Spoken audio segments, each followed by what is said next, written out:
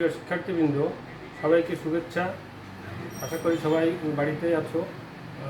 তো এই সময়টাতে স্কুল কলেজ শিক্ষা প্রতিষ্ঠান সব বন্ধ থাকায় আমাদের পড়াশুনো কিন্তু বন্ধ রাখলে হবে না, আমাদের পড়াশুনোটা চালিয়ে যেতে হবে। তো সেই জন্য আমি আজ তোমাদের সামনে উপস্থিত হয়েছি নবম শ্রেণীর একটা গণিতের ক্লাস নিয়ে। তো আসো আমরা ক্লাসটা শুরু করি। বিশেষ করে করোনার এই মহামারীতে আমরা সবাই যেহেতু বাইরে বেরোতে পারছি না, আমরা ক্লাসে বাড়িতে বসেই ক্লাসটা করতে চাই। তো সবাই খাতা কলম নিয়ে প্রস্তুত থাকো আর আমার সঙ্গে ক্লাসটা শুরু করো। তো আসলে আমরা শুরু করতে যাচ্ছি, সবাইকে শুভেচ্ছা জানিয়ে।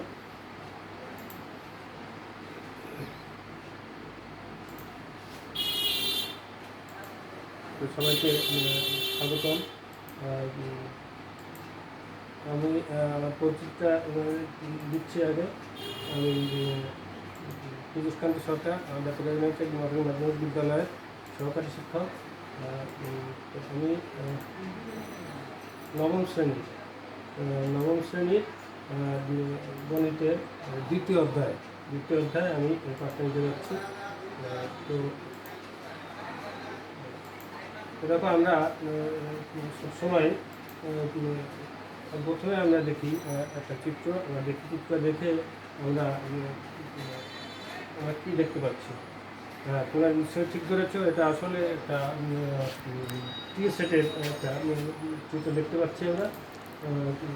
তো পরবর্তীতে আবার একটা চিত্র দেখি, এটা আমরা দেখছি কি, হ্যাঁ ঠিক, তোমরা ঠিক করেছো, এটা আসলে একটা সোফা সেটের ছবি। তো নেক্সটে আমরা আরেকটা ছবি দেখছি, এটা কী বলতো, ঠিক আছে, এটা হচ্ছে ডিনার সেটের ছবি। তো দেখো বন্ধুরা, আমরা বছরের শুরুতে যখন ক্লাস শিখেছি, আমরা এরকম একটা বই পেয়েছি, এটা একটা বইয়ের সেটের ছবি। তো তোমরা ঠিক করেছো, আমরা আসলে যে বিষয়টি নিয়ে আলোচনা করতে যাচ্ছি তোমরা নিশ্চয়ই বুঝতে পেরেছো, সেটা কী আসলে বলো তো। হ্যাঁ, এটা হচ্ছে সেট। আমাদের আজকে আলোচনার বিষয়টা হচ্ছে সেট। তো আসলে আমরা সেট সম্পর্কে আমরা জানি। সেট এই পাঠ শেষে আমরা যে বিষয়গুলো আমরা এখান থেকে জানতে পারবো সেটা হচ্ছে সসীম সেট ও অসীম সেটের উদাহরণ সহ ব্যাখ্যা দিতে পারবো। এর পরবর্তীতে আমরা কি জানতে পারবো, ফাঁকা সেট, সার্বিক সেটের সংজ্ঞা দিতে পারবো। পরবর্তীতে আমরা আর কি জানতে পারবো, সংযোগ সেট এবং সেট সেটের ব্যাখ্যা দিতে পারবো। আর কি পারবো, হচ্ছে পাওয়ার সেট সম্পর্কে আমরা ব্যাখ্যা দিতে পারবো এবং ধ্রুবক সেটের উদাহরণ সহ ব্যাখ্যা দিতে পারবো। তো এখন আসলে আমরা চলে এসেছি উপস্থাপনায়। মূলত সেট কাকে বলে, আমরা এই সেটের সঙ্গে বাস্তব জগৎ সবসময় পরিচিত।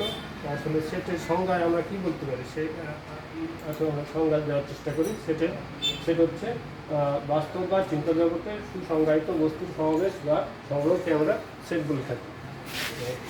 সবাই লিখে নাও বন্ধুরা, বাস্তব বা চিন্তা জগতের সুসংজ্ঞায়িত বস্তুর সমাবেশ বা সংগ্রহকে আমরা সেট বলি। ওকে, এরপরে এই সেট প্রকাশ করার পদ্ধতি রয়েছে, কয়েক প্রকার পদ্ধতি আছে। দেখো এখানে লক্ষ্য করো, দুইটা পদ্ধতিতে সেট প্রকাশ করা হয়ে থাকে।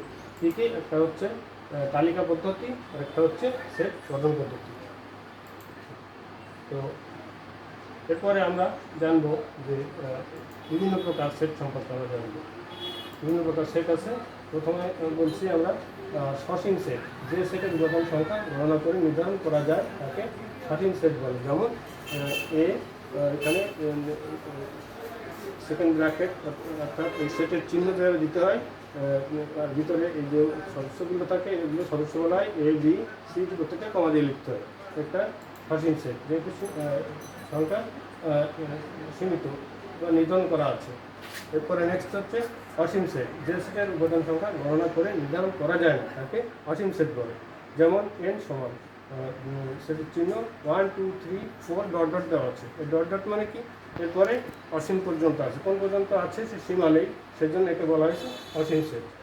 পরবর্তীতে আমরা দেখি সংযোগ সেট। এটা কীরকম, দুই বা ততোধিক সেটের সকল উপাদান নিয়ে গঠিত সেটকে বলা হয় সংযোগ সেট। পরবর্তীতে দেখছি আমরা সেট সেট, দুই বা ততোধিক সেটের সাধারণ বা কমন উপাদান নিয়ে গঠিত সেটকে বলি আমরা সেট সেট। এরপরে আছে আমাদের পূরক সেট। যদি ইউ সার্বিক সেট এবং এ সেটটি ইউ এর উপসেট হয় তবে এ সেটের বহির্ভূত সকল উপাদান নিয়ে গঠিত সেটকে ওই সেটের পূরক সেট বলে। অর্থাৎ এ সেটের ভিতরে যে উপাদানগুলো আছে সেই সেট উপাদানগুলো বাদে এই সেটের ভিতরে আর যে উপাদানগুলো আছে সেইগুলোকে নিয়ে বলা হয়েছে এ সেটের পূরক সেট। পরবর্তীতে আমরা দেখছি পাওয়ার সেট। একটি সেটের সকল উপসেট নিয়ে গঠিত সেটকে ওই সেটের পাওয়ার সেট বলে। একটা সেট যতগুলো উপাদান থাকে সেই উপাদান নিয়ে প্রত্যেকটা আলাদা আলাদাভাবে যদি কোনো সেট গঠন করা হয় থাকে সবগুলো সেটকে ওই সেটের পাওয়ার সেট বলে। পরবর্তীতে আমরা দেখছি আমরা কিছু কাজ নেব। কাজ এখন যেহেতু আমরা শ্রেণীকক্ষে কাজ করতে পারছি না, সবাই বাসাতেই, সুতরাং একক কাজ হিসেবে তোমরা সবাই কাজগুলো এখন করবে। কাজগুলো হচ্ছে কাজে একটা কাজ দেওয়া আছে মানে অসীম এবং সসীম সেটের সংজ্ঞা দাও এবং একটি করে উদাহরণ দাও। একটা কাজ তোমরা করবে।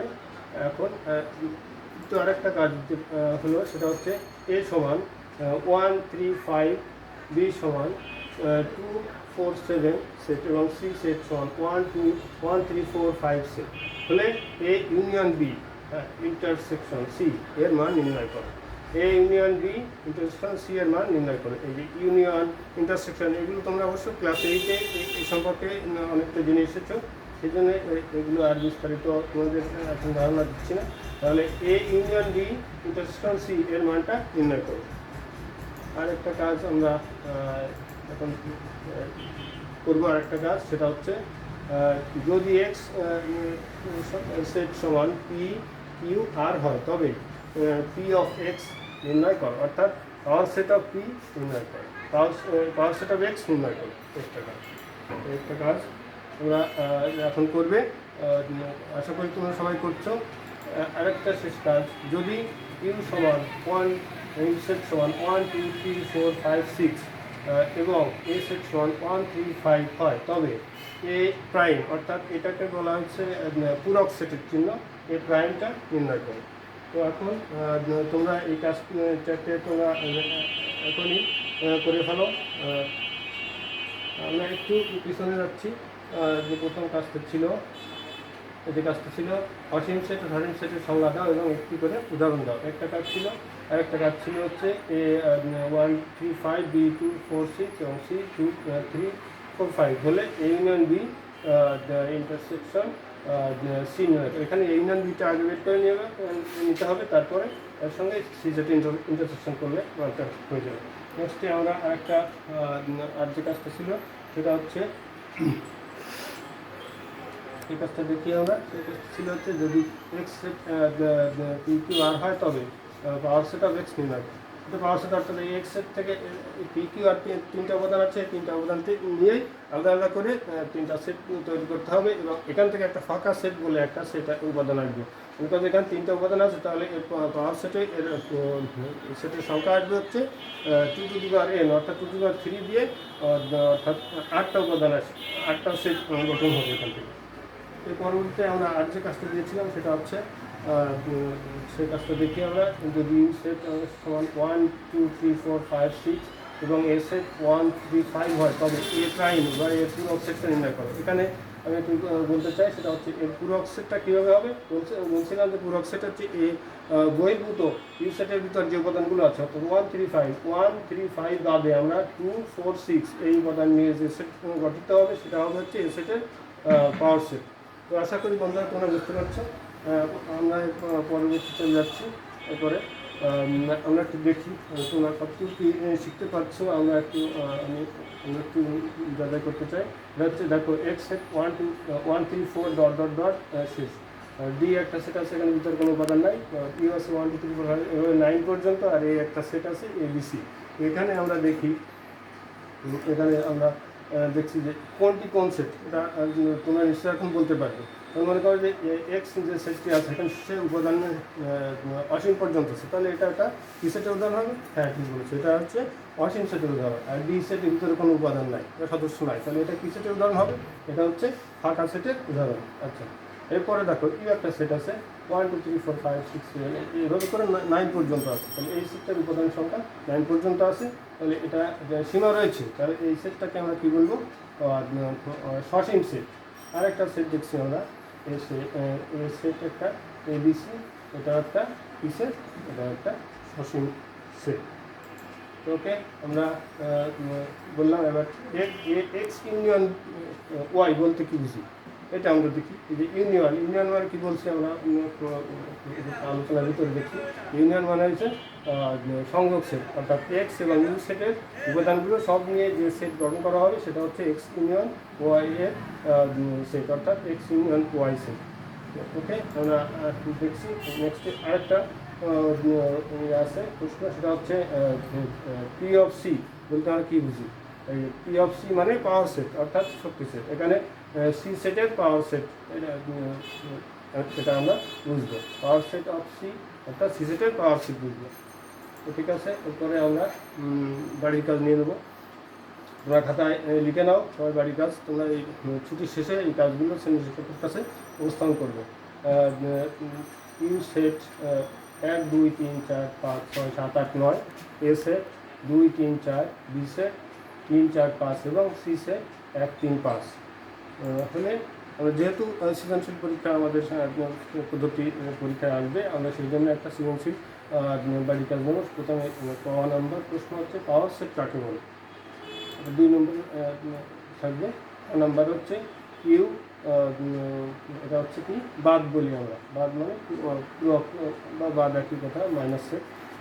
ইউ বাদ এ এবং ইউ বাদ সি নির্ণয় করো। এখানে ইউ আছে, এর থেকে এ বাদ দিতে হবে, বাদ দিলে পাওয়া যাবে। আর ইউ আছে, এর থেকে সি বাদ দিলে আমরা পাবো হচ্ছে ইউ বাদ সি। আর সে আর একটা ক নম্বর, সেটা হচ্ছে প্রমাণ করো যে এ ইউনিয়ন বি